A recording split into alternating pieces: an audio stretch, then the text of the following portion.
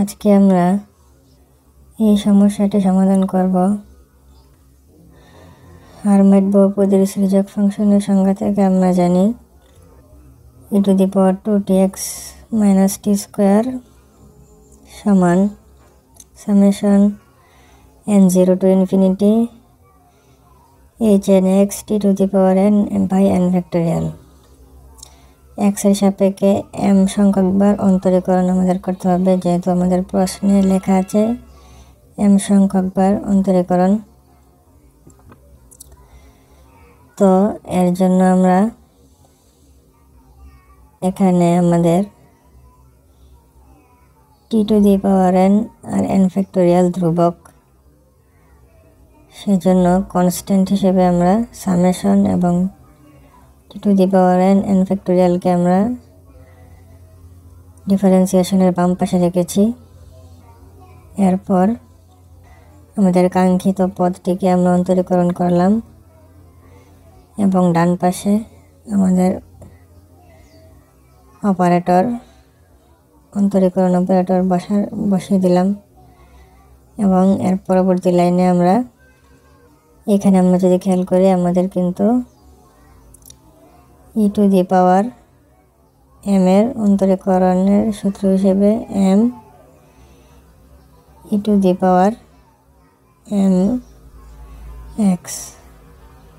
e⁻mx এই সূত্র আমরা প্রয়োগ করেছি। তাহলে আমাদের যেহেতু আমরা m সংখ্যক বার অন্তরীকরণ করেছি, সেই জন্য আমাদের m এর উপর কিন্তু আরেকটা m বসবে। সেই জন্য আমরা দেখতে পাচ্ছি এখানে m সংখ্যক বার অন্তরীকরণ করায় এখানে m বসেছে এবং e⁻mx যেরকম আছে সেরকমই রয়েছে। এর পরের লাইনে আমরা এই দুটোর m-কে আলাদাভাবে লিখেছি এবং সামেশন দিলাম। কিন্তু আমাদের প্রশ্নে বা জেনারেটিং ফাংশন থেকে আমরা যেটা জানি e⁻2tx - t² এর ফর্মুলা হচ্ছে এটা।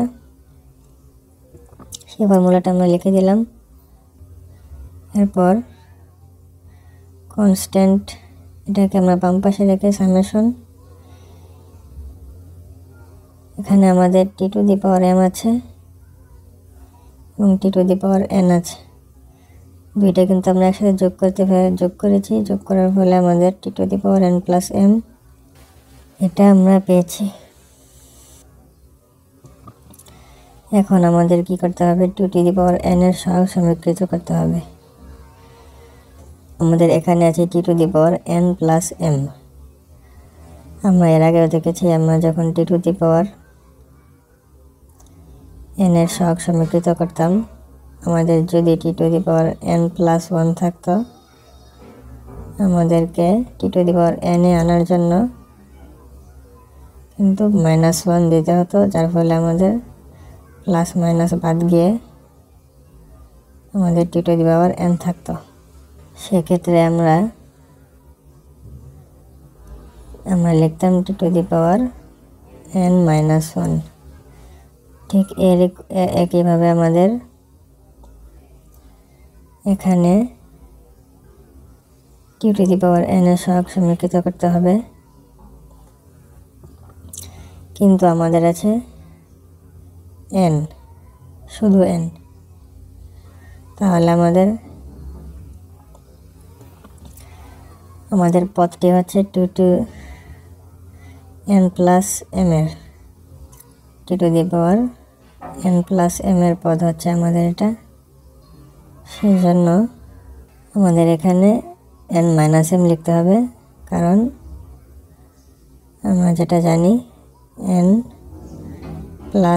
এর পদকে যদি আমরা -m দেই, তাহলে +m কাটা গিয়ে t⁻n থাকছে।